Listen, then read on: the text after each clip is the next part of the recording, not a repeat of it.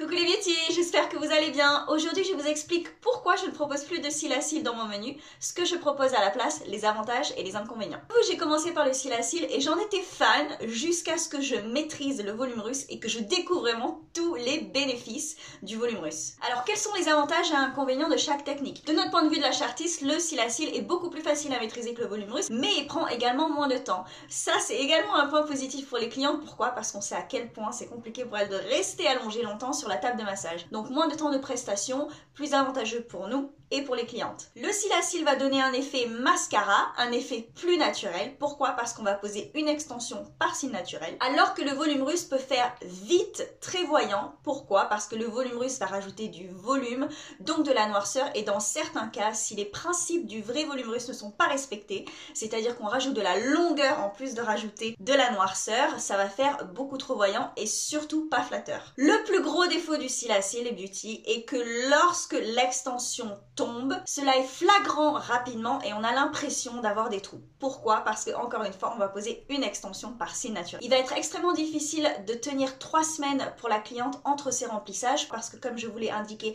c'est flagrant et il est important d'avoir la bonne technique avec le cil à cils afin d'avoir une très bonne rétention. Si vous avez une très bonne rétention, notamment lorsque vous utilisez la technique de peindre le cil naturel, vous pouvez éventuellement vous permettre de tenir à 3 semaines, mais c'est pas forcément quelque chose que je vous recommande par rapport au cycle des cils. En effet, le cycle des cils est assez rapide, il va durer environ 90 jours et on va perdre de 2 à 5 cils naturels par œil et par jour. On fait le compte les beauty, si on a une cliente qui a 100 cils par œil, qui perd 4 cils naturellement par œil et par jour, au bout de 2 semaines, il va déjà lui manquer 56 extensions. Il va absolument falloir qu'elle revienne pour son remplissage à 2 semaines, même si vous avez une très bonne tenue. S'ajoute à cela les beauty que l'extension va pousser en même temps que le cil naturel, donc elle a une certaine longueur, un certain poids, mais à 2 semaines, cette extension-là sera plus longue puisqu'elle aura poussé avec le cil naturel, ça va potentiellement sortir de notre ligne parfaite, être plus lourd, donc pendre également, ce qui n'est pas du tout flatteur. Le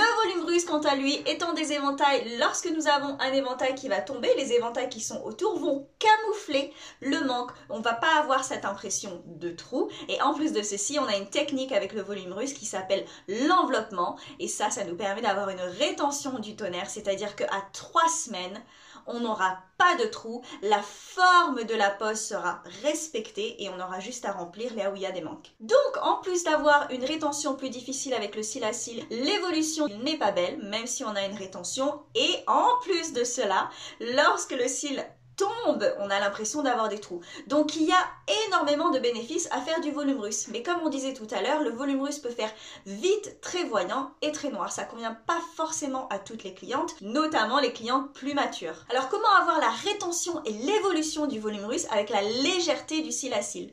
Eh bien on va pouvoir utiliser du 2D en 0.10.